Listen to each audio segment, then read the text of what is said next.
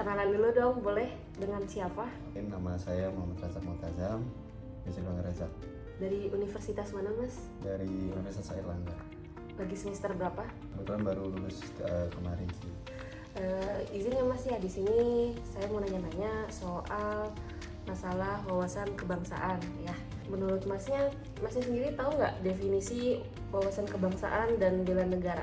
Wawasan kebangsaan itu bagaimana suatu warga negara memandang negara itu sendiri berdasarkan Pancasila dan UUD 1945. Sedangkan wawasan kebangsaan itu sikap suatu warga negara yang dilandasi kecintaan dan berdasarkan juga Pancasila dan UUD 1945 seperti itu.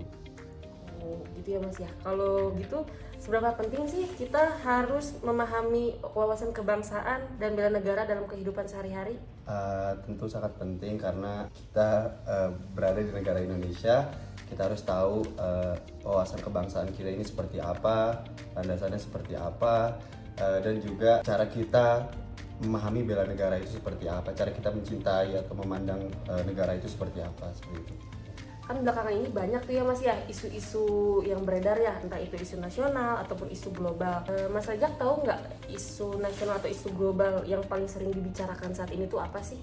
Isu nasional yang baru-baru ini ya mungkin mengenai disinformasi atau hoax gitu ya. Belakangan ini kan banyak banget terjadi disinformasi, terutama pada kejadian demo kemarin. Banyak berita-berita yang tidak sesuai fakta, apalagi sekarang kemajuan teknologi seperti AI, seperti yang lain-lain. Jadi banyak misalkan pejabat-pejabat negara yang memberikan statement itu diputarbalikan faktanya oleh AI dan disebarluaskan di media sosial, dan seluruh masyarakat tentunya mudah terpercaya dengan disinformasi seperti itu. Berarti hoax ya yang paling sering belakangan ini ya, entah itu global ataupun nasional. Nah, untuk mengatasi isu hoax itu sendiri Mas, nah kira-kira apa sih yang harus dilakukan? Sebagai generasi muda gitu ya, yang pertama kita lakukan itu kita harus kritis terlebih dahulu, jangan mudah terpercaya oleh berita-berita yang ada gitu ya. Kita harus memfilter terlebih dahulu, kemudian kita cari tahu kebenaran faktanya, dan jika memang itu benar, baru kita boleh mengkritisi sesuai aturan yang ada gitu dalam negara ini, seperti itu. Kalau buat tantangannya nih, tantangan dalam membangun kesiapsiagaan bela negara menurut Mas Rajak tuh apa aja? Kalau tantangannya sih masyarakat harus bersatu gitu ya, jangan mudah terpecah belah seperti yang kejadian kemarin, demo kemarin. Sepertinya masyarakat banyak yang ingin masyarakat Indonesia itu terpecah belah. Oleh karena itu kita sebagai warga negara juga harus saling merangkul satu sama lain, dan jangan mudah terpecah belah oleh pihak-pihak di luar sana atau pihak asing seperti itu. Nah, buat pertanyaan terakhir nih Mas, ada nggak sih pesan untuk generasi muda sekarang? Pesan untuk generasi muda sekarang, bijak menggunakan sosial media, perlu kritisi kebijakan pemerintahan dengan baik dan benar sesuai aturan, seperti itu. Baik, terima kasih banyak Mas Rajak buat waktunya. Sama-sama. Assalamualaikum warahmatullahi wabarakatuh. Salam. Pada kesempatan kali ini telah hadir bersama saya Dr. Afriya Wirandani. Beliau merupakan dokter umum yang bertugas sebagai DLUD di RSUD Sidrap.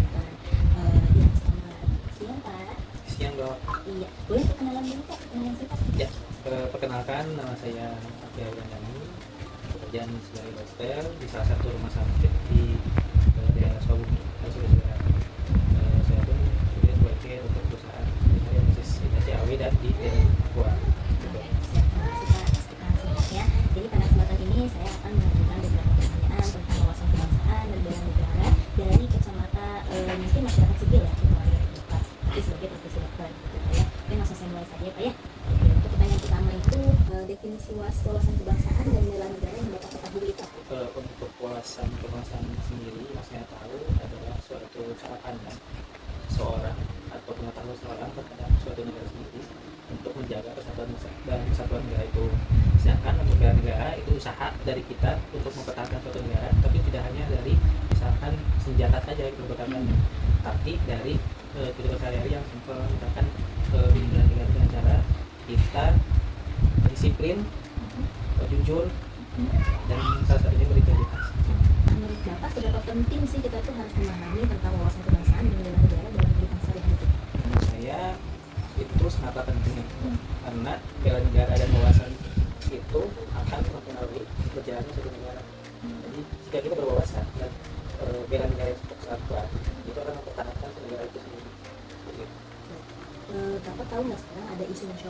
global apa yang harus dibicarakan? Untuk isu global dan nasional itu yang sekarang tentang hoax itu, hoax tentang korupsi juga, Betul. terutama di Indonesia ya. Kalau menurut Bapak nih, upaya atau sikap yang dilakukan terhadap isu-isu itu kan berarti isu-isu masuk kayak untuk ancaman suatu bangsa dan negara ya. Nah, itu upaya atau sikap apa sih yang harus kita lakukan gitu untuk menanggapi isu-isu ini? Saya lebih membahas tentang hoax ini, karena ini sesuatu yang kecil namun nantinya akan berdampak besar untuk bangsa yang sendiri. Untuk cara mencegahnya atau cara menanggulangi isu-isu atau hoax yang beredar ini dengan cara kita pintar memilih informasi. Jadi kita harus konfirmasi nih, ketika ada informasi yang masuk ke kita harus konfirmasi ulang, harus cari tahu apakah info tersebut benar atau tidak, baru kita terima informasi tersebut. Seperti itu, jadi jangan ditelan gitu. Saya kan kita kayak jadi kita jangan mau percaya lagi, sekarang media sosial udah masif banget ya, berita bisa diputar-putar, apalagi dengan adanya artificial intelligence ya, berita udah bisa diputar-putar semacamnya Pak ya. Selanjutnya Pak, tantangan dalam membangun kesiapsiagaan bela negara ini apa sih Pak menurut Bapak di era sekarang ini? Menurut saya tantangannya karena untuk terutama yang generasi sekarang ya, nasionalismenya itu makin menurun, makin cenderung tidak nasionalis lah rata-rata orangnya ya. Tantangannya itu untuk meningkatkan nasionalisme bangsa atau masyarakat itu sendiri, seperti itu. Nah, berarti sebagai penutupnya Pak, kita boleh dong kasih pesan atau untuk generasi muda kita sekarang yang bagaimana untuk menghadapi tantangan tersebut?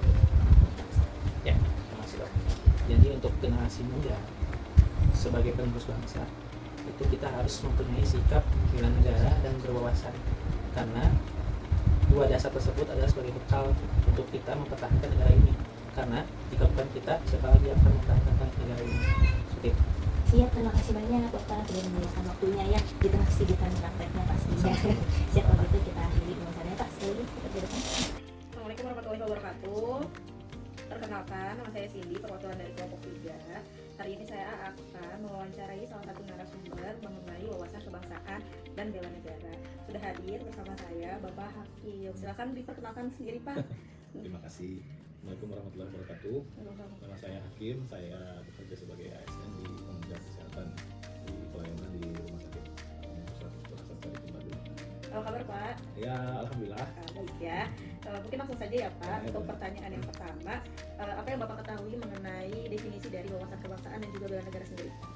Wawasan kebangsaan itu bagaimana cara kita memandang, cara pandang diri kita sendiri ya tentang kebangsaan. Berarti kita sebagai bagian dari bangsa Indonesia kan. Kita lihat karakteristik bangsa Indonesia itu adalah terdiri dari berbagai macam karakter dan suku bangsa ya.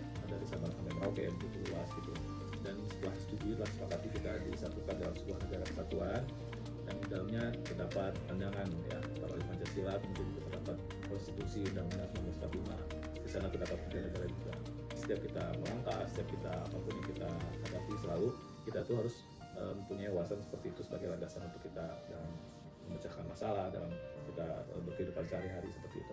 Berarti seberapa penting mengetahui wawasan kebangsaan untuk bela negara sendiri? Sangat penting ya, karena kita sebagai warga negara statusnya sosialnya gitu ya. Apalagi saya sebagai seorang ASN, aparatur sipil kan, berarti sebagai bagian dari sebuah jabatan ya, jabatan secara umum lah di pemerintahan ya, harus menguasai, harus tahu tentang wawasan kebangsaan ya. Kalau enggak ya kita bagaimana kita tahu istilahnya bagaimana tahu kita untuk secara menjalani aktivitas sebagai ASN kan, kalau misalkan kita nggak mengerti bagaimana sih wawasan kebangsaan itu gitu. Jadi sangat penting sekali, apalagi dalam pelaksanaannya kita sebagai ASN, kita pasti selalu akan terbentur dengan kepentingan pribadi. Kalau kita tidak dilandasi dengan wawasan kebangsaan, ya pasti tidak akan bekerja pun tidak akan ikhlas lah paling tidak ya, dan bekerja pun tidak akan sesuai dengan peraturan yang ada gitu. Jadi sangat penting sekali ya. Kalau kita sudah memahami wawasan kebangsaan, bagaimana cara kita berwawasan, bagaimana cara kita untuk bekerja, kemudian landasan kita itu kuat, ya kita tidak akan bertanya lagi kenapa kita harus melakukan ini dan itu ya. Karena kita tahu tujuannya adalah sebagai garda terdepan ya untuk melaksanakan wawasan kebangsaan. Apa saja sih isu yang sedang hangat ya diperbincangkan baik secara nasional Ya. ataupun global yang kita ketahui akhir-akhir ini? Climate change masuk, kemudian juga kemanusiaan masuk, terutama di Gaza ya. Kalau dalam negeri ya dari dulu ya korupsi gitu, nggak berhenti ya. Isunya selalu ada gitu, tertangkap ini tertangkap itu. Gitu. Oke, terkait hal-hal tersebut ya, upaya atau sikap apa yang sebaiknya kita lakukan terhadap isu-isu ancaman tersebut Ya. yang sebenarnya nantinya akan mengancam ya kesatuan bangsa ini? Saya ambil contoh yang nasional dulu seperti tadi korupsi gitu ya. korupsi itu kan sangat berpotensi banget gitu ya untuk sebagai pemecah belah persatuan. Karena apa? Korupsi itu sebagai sebuah hal yang sangat positif ya. Dia merugikan keuangan negara, merugikan juga prinsip-prinsip kebangsaan tadi ya, wawasan kebangsaan, sehingga masyarakat yang melihat itu kan secara otomatis seperti yang kemarin, isu-isu yang kemarin gitu, ada penjarahan, kemudian juga ada kerusuhan di mana-mana, itu kan memecah belah juga gitu. Terus kita sebagai seorang ASN, sebagai seorang aparatur sipil, justru melihat hal seperti itu harusnya kita bersikap netral, bahkan kita harus sebagai corong dari pemerintah untuk menenangkan masyarakat gitu. Itu salah satunya.